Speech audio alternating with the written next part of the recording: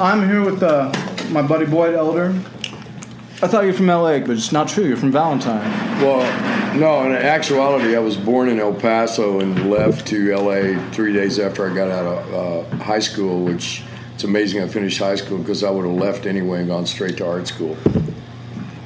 Were you an artist in high school? Is that were you a painter? Yeah, I was a painter. I painted hot rods, motorcycles, pinstripes, scallops, painted, did posters of monsters, monster poster contest. Won a bunch of gold keys from the National Scholastic Foundation and a gold medal for Prince and a small scholarship toward a college education from the Texas Fine Art Association. So have you made it all this way in life, being an artist full-time, the whole time? Pretty much, that and being con as well. Being con? A con artist. Oh, good.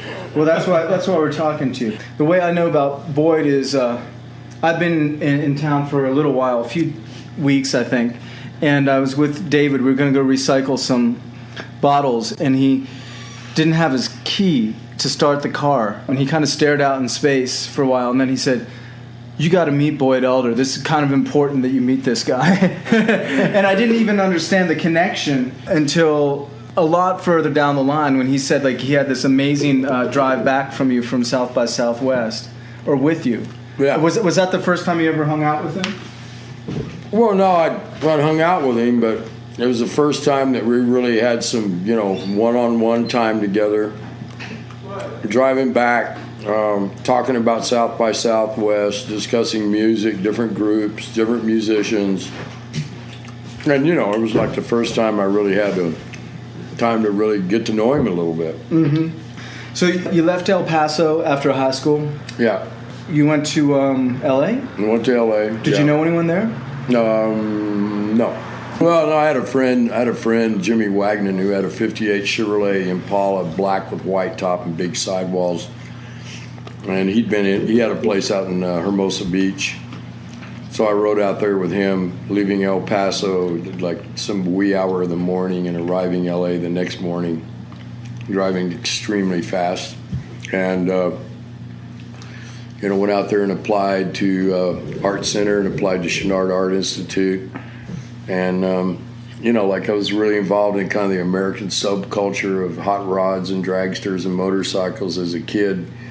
And I was really expecting to see people, having drag races right down Ventura and Riverside Boulevard, which wasn't the case. But what year are we talking about? 63. No, it was part of the culture out there in Pasadena. Yeah, it was. But, it's like, I was really intrigued with Big Daddy Roth. And, I was going to say. And Rat Fink. Big Daddy Roth. What's the other guy? Ed Barris. What did he do? Ed Barris. He was a custom car builder and hot rod fabricator. And then there was pinstripe artists like Von Dutch and the Hangman, and who would go on tours and they'd come to the drag strips. And, as a kid growing up, I spent time at the drag strips and the drive-ins and Juarez. Well, 63 to basically Manson is when LA was just smoking. It was changing every year, getting increasingly cool and psychedelic. And you were there for all that? Yeah, I was there. And would you go to art school now if you had to do it over again? I don't know. I don't know. I probably wouldn't. I'd probably just pursue what I was doing rather than, just being self-taught. I think I don't know how you teach art anyway. I think you just expose and then it goes from there. What you do, I think, is you give a kid or a person like a certain amount of time, 2 or 3 years, when they feel like they can do art without having to get a job. That's what art school is. I mean, that's my impression of it. In fact, that's kind of my impression of Marfa, Texas, a little bit. Well, it's like a friend of mine, Eric Orr, bless his heart, he's no longer with us, but he was self-taught. He never went to art school. But he had a great sense of design, a great sense of space and color and exploration and invention. And the whole thing about making art, I mean, what is art? I mean, was it a dollar bill? What do you get for it? How do you market it? How do you make it? And, what do? You just make it and put it in a dark room and nobody sees it? Or, it's like still a big question. The artists I don't know if they went to art school or not, but they must have abandoned it pretty soon after they started doing their stuff. Did Picasso go to art school? Good. I don't know that, but there's one thing I know about Picasso. Nobody ever told Picasso not to make a mess Yeah. or to plagiarize somebody else's art, like him doing nude descending the staircase that Marcel Duchamp did in the early 1900s.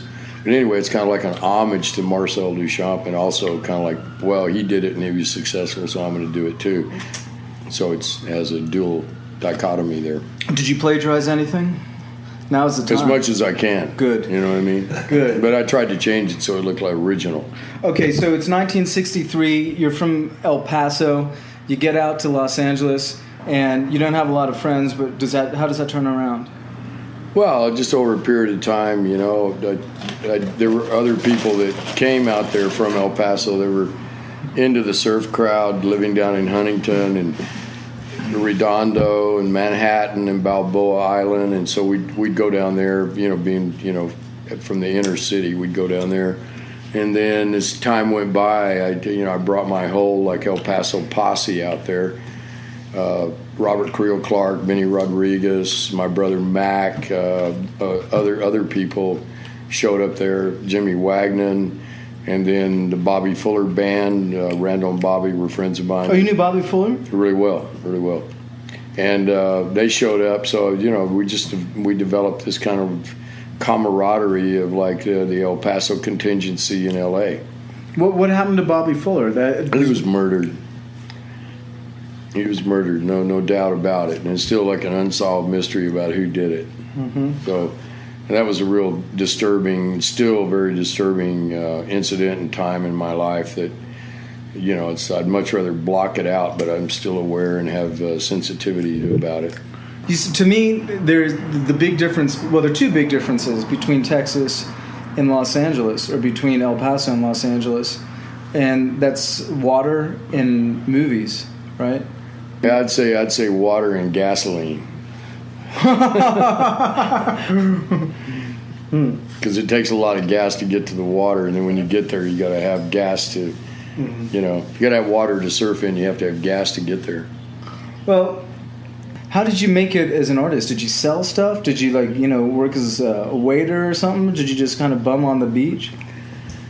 You pulled it off for a long time. I worked as a welder. I worked for Larson Medical Supply in Pasadena my first couple of years. I worked for S. Vincent Bowles building garbage trucks. I did what I could to maintain my existence there with what little help I could get from my family, because I don't come from a wealthy family. Mm-hmm. But they were very morally and mentally supportive, and they helped as much as they could financially. Mm-hmm. And then Walt Disney, Uncle Walt, who I never met, paid for my entire college education. Wait, your uncle is Walt Disney? No, I just call him Uncle Walt, Oh. So I went to the Mickey Mouse art school, I see. Yeah. Did you learn did you do animation?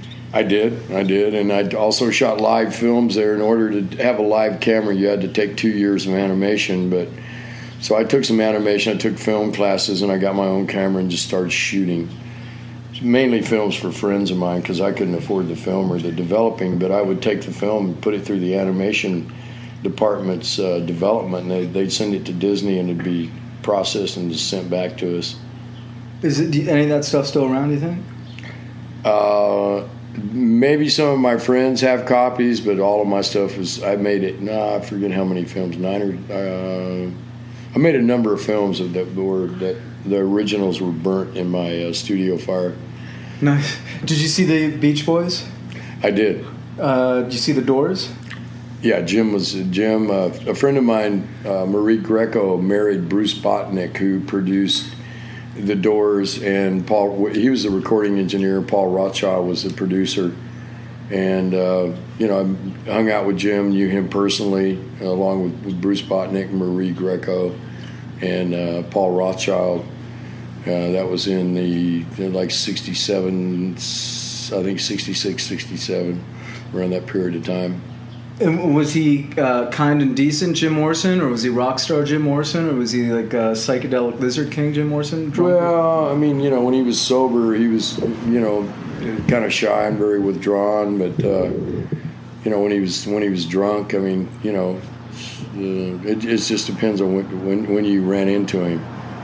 I mean, that's just the basic outline of like the way he was. He was very up and down. Did you know him? Did you know him before he was playing in the Doors? No. You knew him afterward. Yeah, I knew him afterward. Well, your story fascinates me, and I'll tell you why. Because it seems like I guess until the late '60s, rock stars, I mean, people who were like selling tons of records, stars, were way more approachable than they are now.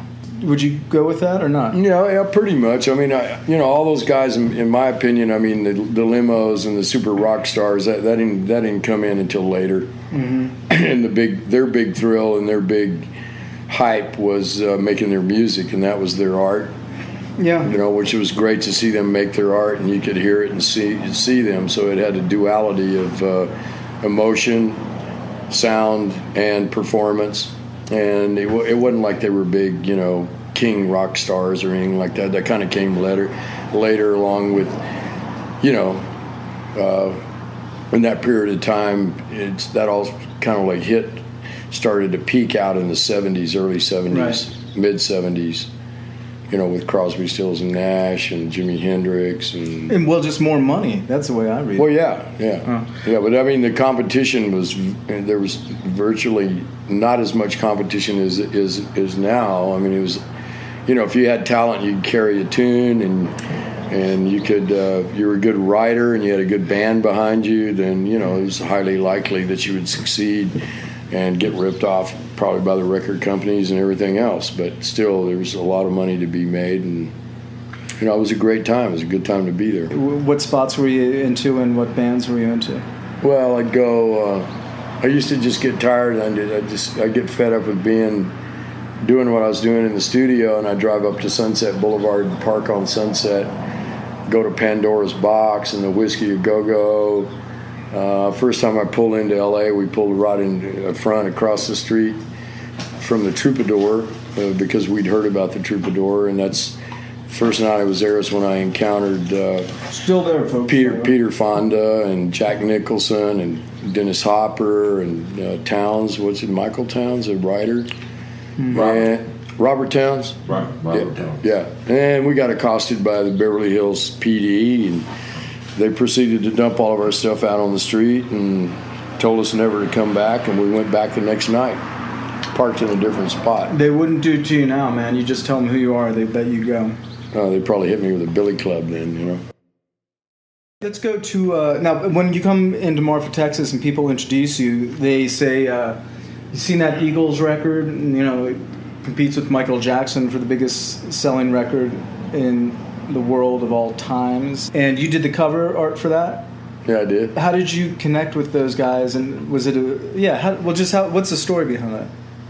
No, it's kind of long and involved, but I met those guys in my senior year, in the year I graduated, through mutual friends, Jackson Browne, Crosby, Stills, Nash and Young, and Don being from Texas, Glenn being from Detroit, Bernie Ledden from Florida. We befriended each other and became fast-running buddies, and it was like always, let's count our change and see if we can go get a six-pack or buy a tequila sunrise at the Troubadour, and hung out with them. I never wanted to do album covers in the first place, but got in big arguments with David Geffen about the fact you can't put masterpieces on an album cover.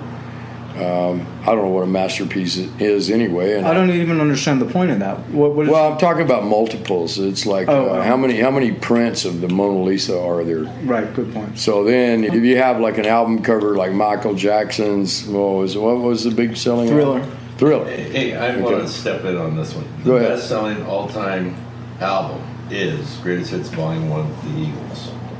Well, I think it changes. 27 million. I'm sure that's not true right now after Michael Jackson died, don't you think? All right. Hey, folks, this is John Thornton. He's on the job, but I want to make a prediction. Oh yeah. After Michael Jackson died, his became the best-selling one of all time. Well, okay, yeah. But we got him on the case. I'll work on it. Okay. So I'd like to know the story. I'll tell you. I'm sure you've heard this, but I'll tell you the story I've heard from Art Crum about he did a Janis Joplin one record, which was probably bigger than the Eagles for its first 5 years of existence. Right. And he got paid $200. Right.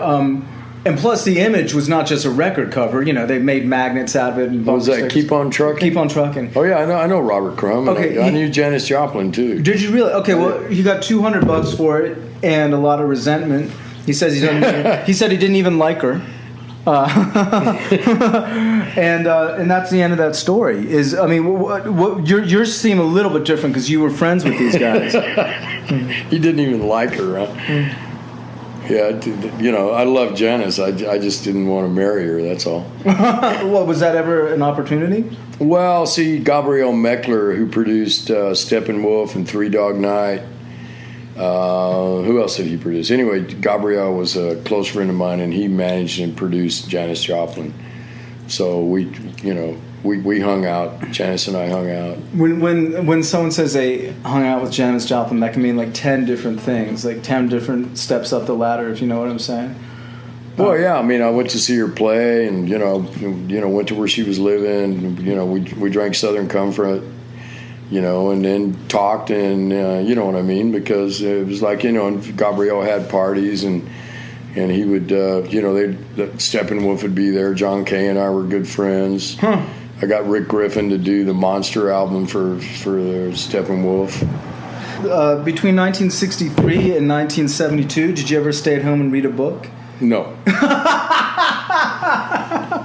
Why would I stay at home and read a book? No, I'm just you got a lot of stories. I would listen if I were there. Well, I don't know. I have a propensity for tucking myself away, but I have a feeling that's only because Janis Joplin is not hanging around in town. My options are more limited than yours. What's the deal with the record art? They asked you to do it. You asked to do it. Something? Well, yeah, it's just, you know, like after I got out of Chenard, I hung around L.A. for a while, and I moved back to El Paso. I lived in a brick water tank with 20-foot walls and about 80 feet in diameter with a drain hole in the center, and I put in a bathroom and a sink. And I rented the place from Wiltz Harrison, who was a professor at UTEP, University of Texas, El Paso, and considered buying it, and then moved my studio to Valentine, back to Valentine, which, you know, that's where my grandfather and grandmother, my great-grandmother and great-grandfather had settled that town. And I was making large pieces with polyester resin and styrene monomer, and I was doing castings and laminations. And I did this art show in Venice, California, and I had Rick Griffin, who was a real close friend of mine, do the invitation for it.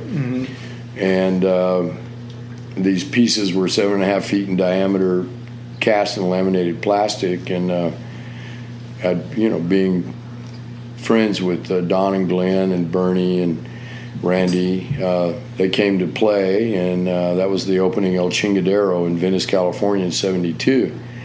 And then in 73, my place on May the 31st burnt below the ground, my big studio in Valentine, and I had nothing to work with. So a friend of mine who married my second cousin gave me these skulls. I had nothing to paint with, so Rick Griffin gave me an airbrush, and I think Bobby gave me Rick gave me it was pinstriping brushes and an airbrush, so I painted these skulls like a motorcycle tank. It was basically the same thing. And then a couple of years later, on my birthday, actually, I got a call from Gary Burden, and he told me that they wanted to know if I'd let them use the piece Zacatecas, or commonly known as One of These Nights, for their cover on their album. And that was after Desperado and after On the Border. So I consented to do that, and I did that and did the typography and the lettering, and did the typography and lettering in Montecito, California. Did you get more than $200 for it? A little bit more, but that's all.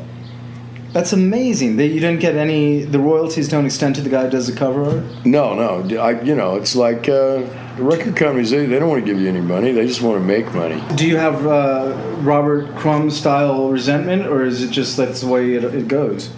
No, I don't have Crumb's resentment. You know, I mean, I don't dislike Don or Glenn or the band. I mean, they're really talented, very creative people, and it was great times with them. But things change too. So when did you come? How long were you in L.A.? I don't know. I think I'm still there in a way. I just kind of come in and out. You know what I mean? I spent like 8 years there. I spent 63 until 68, 69, and then I was back and forth, and I still go back and forth.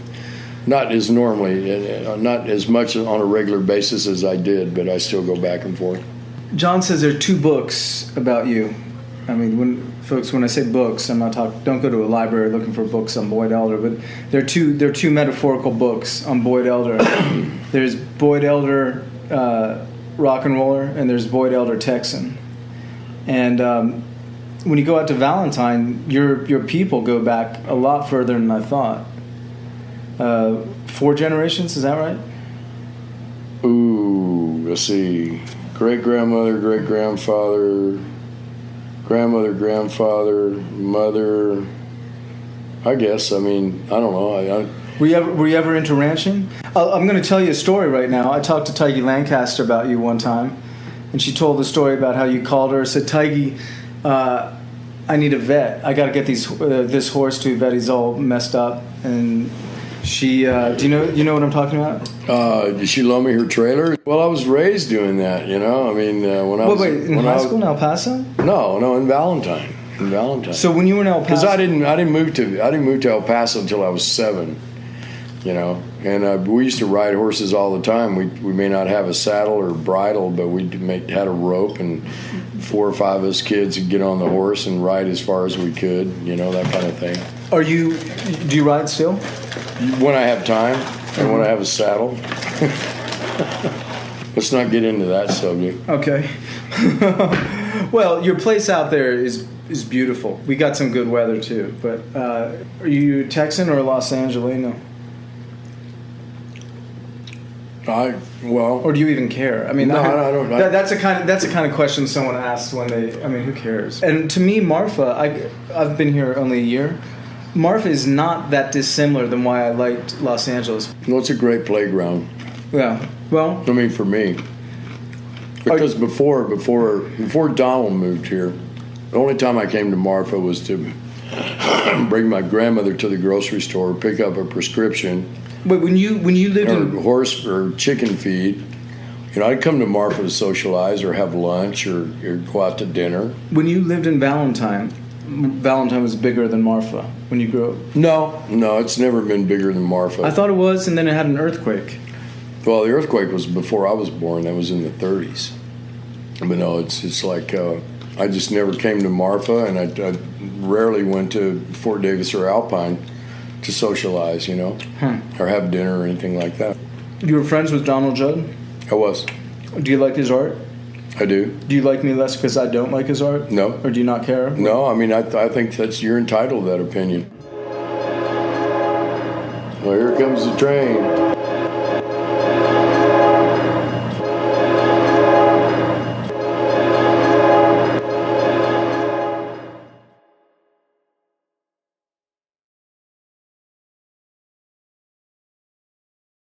And that's also alchemistic in the adhesion process and the reflection process, and that's what makes it experimental. If someone wanted to see Boyd Elder's stuff on the web, where would they go?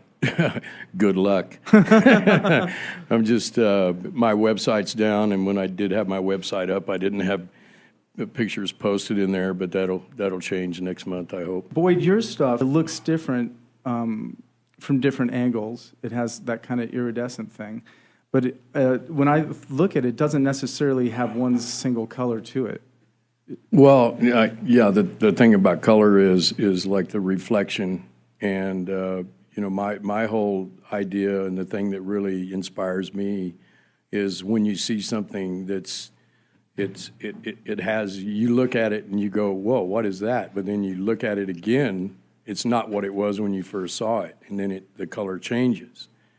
And, it's just like shutting your eyes in a dark room and visualizing all those magnetical, electrical vibrations that are running through us in the universe and what we're seeing, that kind of thing really, it sparks my curiosity. I like things that when you really don't know what it is when you see it, and then the discovery is going to inspect it or look at it or try to touch it, or your curiosity makes you want to go closer, look at it, and then and to discover it, and then to have that process happen over and over. And I love I love making art when I do it, but then when I'm finished with it, I have to get it out because I'll wind up messing it up. And it's just like I love the act of creating it. I don't like the act of observing it, or storing it. I mean, what do you do with art after you make it and you don't sell it? It's sinful to destroy it. A woman named Elizabeth Barton, who I don't know, but maybe you guys do, said the following quote. I just took this off the web about an hour ago. She says, "The term redshift has been used by astronomers since early in the century. They noticed that the light spectra of distant galaxies shifted toward the red end of the spectrum. I suggest that as memories about events recede, their color shifts as well towards warmer tones." Well, I mean, you have to consider any light we have, light from stars, light from our sun. That light is thousands of years old, and it's also traveled the vast distance to get here. So, and you have to realize we're only seeing a certain spectrum of color. That's really obvious with black light and stuff that's phosphorescent when it's ignited with a certain light. So we're seeing we're seeing a completely different spectrum that we don't see because we're only seeing a certain beam or gamma perspective. Like if you take a red light and project it on the wall and hold your hand up, the shadow will be green. If you take a purple light... Say that just one more time. If you take a red light and project it on the wall and you hold your hand up, the shadow will be green. Okay. And if you take a green light and project it on the wall and hold your hand up, the shadow will have a red hue to it. The yellow will have a purple hue. Purple will have a yellow hue. It's kind of amazing how the light works.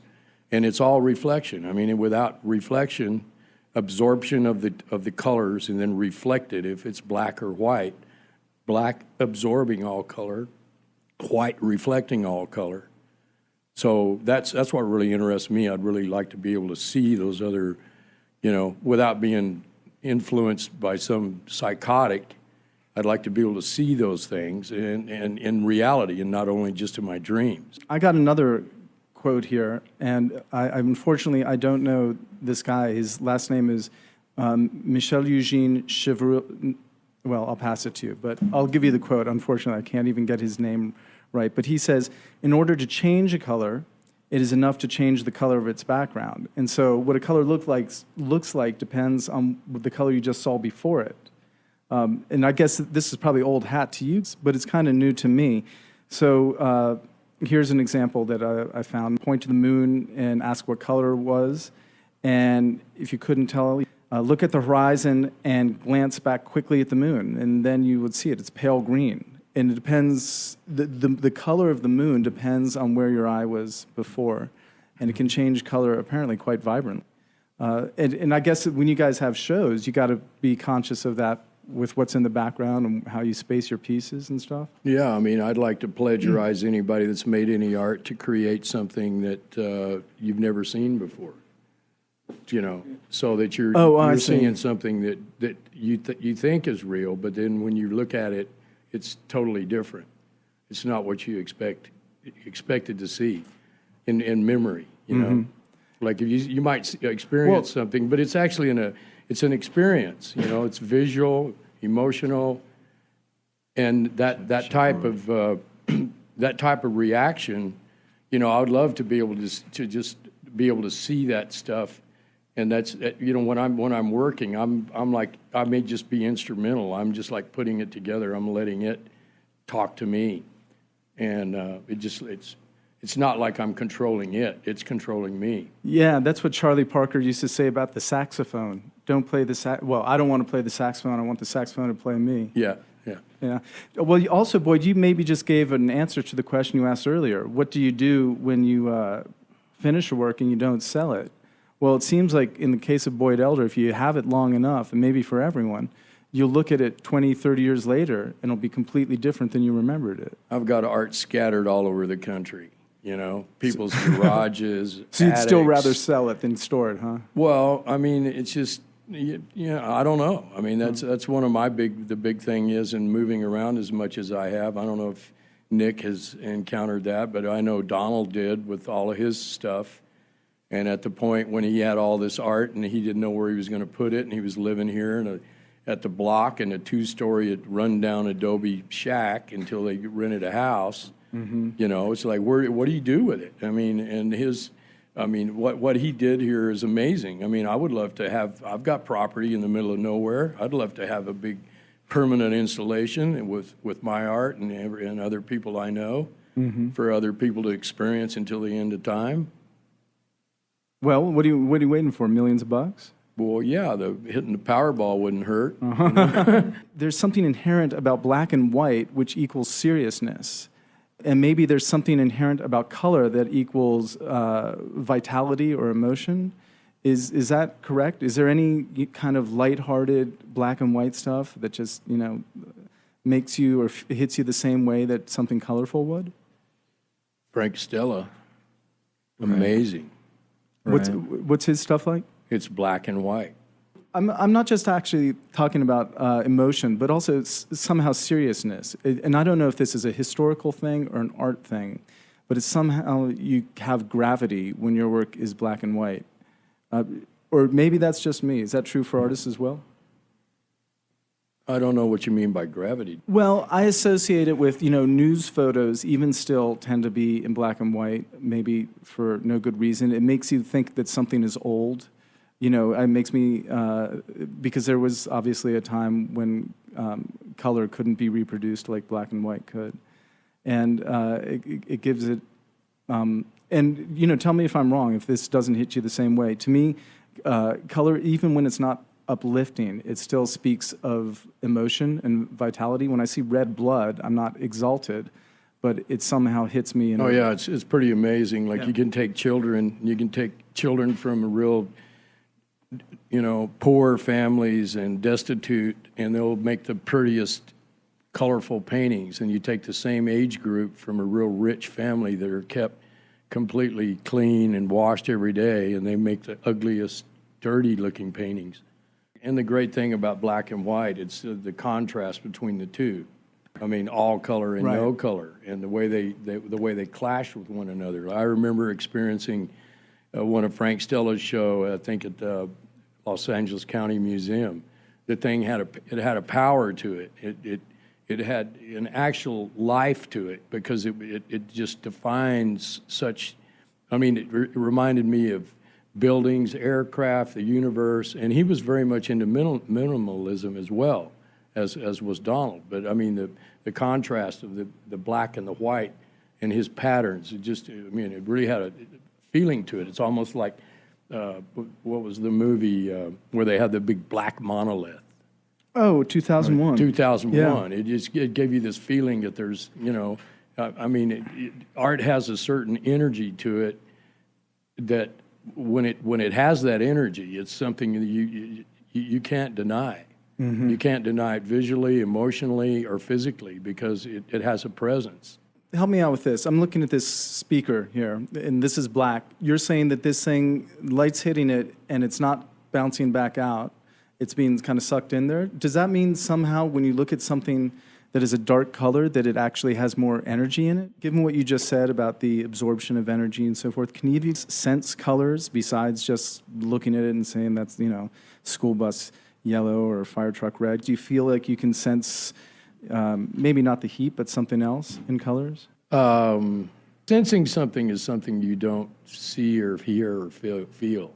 Mm-hmm. You can't describe sense something. I mean, you can imagine, right? Mm-hmm. It's just like if you have a box of paints, you can make black, but if you don't have white, how do you make white? White's tough to make. What do you use? Toothpaste? Do you go out to a quarry and grind some chalk or something and mix it with will-hold glue to make your white?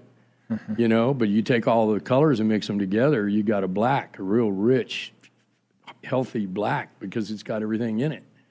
The whole Colors. spectrum is So they negate each other. in that. I was once concussed by a network camera person at a sporting event, and for like 5 minutes, I experienced kind of a color shift. If I would describe it this way, that the colors that I saw before I was bonked on the head were not the colors I saw afterwards, and it gave me a really weird sense of the world, if I will. And the point I bring is that it's interesting to see that colors are kind of like something that we look at and are entertained by until they're thrown off by even a little bit, and your world instantly changes. And I'm talking about the colors in daily life.